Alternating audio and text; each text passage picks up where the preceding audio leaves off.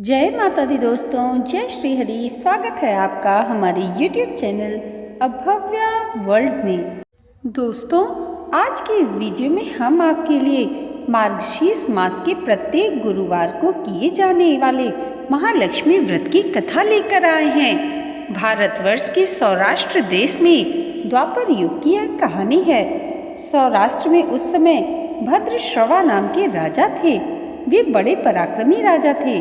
उनकी रानी का नाम सूरत चंद्रिका था। रानी दिखने में सुंदर और सुलक्षणा थी तथा पतिव्रता थी। उन दोनों को 7 पुत्र तथा उसके बाद एक कन्या का वरदान मिला था। कन्या का नाम श्यामबाला था। एक बार महालक्ष्मी जी के मन में आया कि जाकर उस राजा के राजप्रसाद में रहें। इससे राजा को दुगनी धन दौलत की प्राप्ति होगी और वह इस धन दौलत से अपनी प्रजा को और सुख दे पाएगा। गरीब के घर अगर रहे और उसे धन दौलत प्राप्त हो तो वह स्वार्थी की तरह केवल अपने ऊपर ही खर्च करेगा। यह सोचकर श्री महालक्ष्मी जी ने बूढ़ी ब्राह्मण स्त्री का रूप धारण किया। हाथ में लाठी लिए लाठी के सहारे रानी के द्वार तक पहुंची। यद्यपि उन्होंने बूढ़ी औरत का रूप धारण किया था, पर उनके चेहरे पर देवी का तेज था। उन्हें देखते ही एक दासी सामने आई और उसने उनका नाम, धाम, काम और धर्म पूछ डाला। वृद्ध ब्राह्मण का रूप धारित माता लक्ष्मी ने कहा, बालिके, मेरा नाम कमला है। मेरे पति का नाम भुवनेश है। हम द्वारिका में रहते हैं। तुम्हारी रानी पिछले जन्म में एक वैश्य की पत्नी थी। वह वैश्य गरीब था। दारिद्र्य के कारण हर रोज घर में झगड़े होते थे तथा उसका पति रोज उसे मारता पीटता था। इन बातों से तंग आकर वह घर छोड़कर चली गई तथा वन जंगल में खाली पेट भटकने लगी। इसकी इस दुर्दशा पर मुझे दया आई। तब मैंने उसे सुख संपत्ति देने वाली श्री महालक्ष्मी की कथा सुनाई। मेरे कहने पर उसने श्री महालक्ष्मी का व्रत किया। श्री महालक्ष्मी प्रसन्न हुई। उसकी गरीबी दूर हुई। उसका घर संसार दौलत संतति संपत्ति से भर गया। बाद में पति पत्नी दोनों परलोक सिधारे। लक्ष्मी व्रत करने के कारण वे लक्ष्मी लोक में रहे। उन्होंने जितने साल महालक्ष्मी का व्रत किया उतने हजारों साल उन्हें सुख भोग मिला। इस जन्म में उसका जन्म राजघराने में हुआ, परंतु वह श्री महालक्ष्मी का व्रत करना भूल गई है। उसे यह याद दिलाने मैं यहाँ आई हूँ। बुढ़िया की बातें सुनकर दासी ने उन्हें प्रणाम किया तथा श्री महालक्ष्मी का व्रत किस तरह किया जाए इस बारे में पूछा। बुढ़िया रूप धारण किए हुए श्री महालक्ष्मी माता ने दासी को पूजा की विधि तथा महिमा बताई। इसके बाद वह दासी माता को प्रणाम कर रानी को बताने अंदर चली गई। राज वैभव में रहते हुए रानी को अपने ऐश्वर्य का बहुत घमंड हुआ था। संपत्ति तथा अधिकार की वजह से वह उन्मत्त हो गई थी। दासी द्वारा बताई गई बुढ़िया की बातें सुनकर वह आग बबूला होकर राजद्वार पर आकर बुढ़िया रूपी श्री महालक्ष्मी पर बरस पड़ी। उसे यह मालूम नहीं था कि श्री महालक्ष्मी माता बुढ़िया का रूप धारण किए द्वार तक आई हैं, परंतु रानी का इस कदर रुख बर्ताव तथा अपना अनादर देखकर माता ने वहाँ ठहरना उचित नहीं समझा और वे वहाँ से चली गईं। राह में उन्हें राजकुमारी श्यामबाला मिली। उन्होंने श्यामबाला को सारी बातें बताई। श्यामबाला ने अपनी और से श्री महालक्ष्मी माता से क्षमा मांगी। माता को उस पर दया आई। उन्होंने श्यामबाला को श्री महालक्ष्मी व्रत के बारे में बताया। उस दिन अगहन माह का पहला गुरुवार था। श्यामबाला ने परम श्रद्धा से श्री महालक्ष्मी का व्रत रखा। फलस्वरूप राजा सिद्धेश्वर के सुपुत्र मालाधर से उसका विवाह हुआ। वह धन दौलत ऐश्वर्य वैभव से माला माल हो गई। पति के साथ ससुराल में आनंद से दिन बिताने लगी।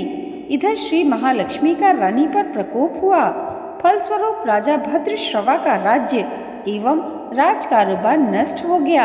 यहाँ तक कि खाने के भी लाले पड़ गए। ऐसी हालत में एक दिन रानी ने राजा से निवेदन किया, हमारा दामाद इतना बड़ा राजा है, धनवान है, ऐश्वर्यशाली है, क्यों न उसके पास जाएं, अपना हाल उसे बताएं, वह जरूर हमारी सहायता करेगा। इस बात पर राजा भद्रश्रवा दामाद के पास रवाना हुए।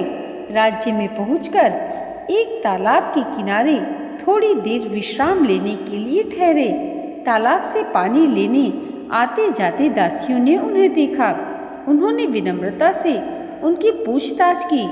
जब उन्हें यह मालूम हुआ कि वे रानी श्यामबाला के पिता हैं, तो दौड़ते हुए जाकर उन्होंने रानी को सारी बात बताई।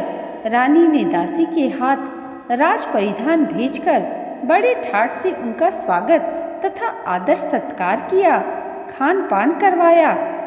जब वे लौटने लगे तो सोने की मोहरों से भरा घड़ा दिया।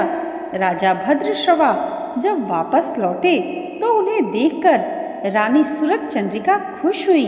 उन्होंने सोने की मोहरों से भरे घड़े का मुंह खोला, पर हाय भगवान, ये क्या! घड़े में धन के बदले कोयले मिले। यह सब श्री महालक्ष्मी के प्रकोप से हुआ। इस प्रकार दुर्दशा में और कई दिन बीत गए। इस बार रानी स्वयं अपनी कन्या के पास गई। वह दिन अगहन माह का अंतिम गुरुवार था।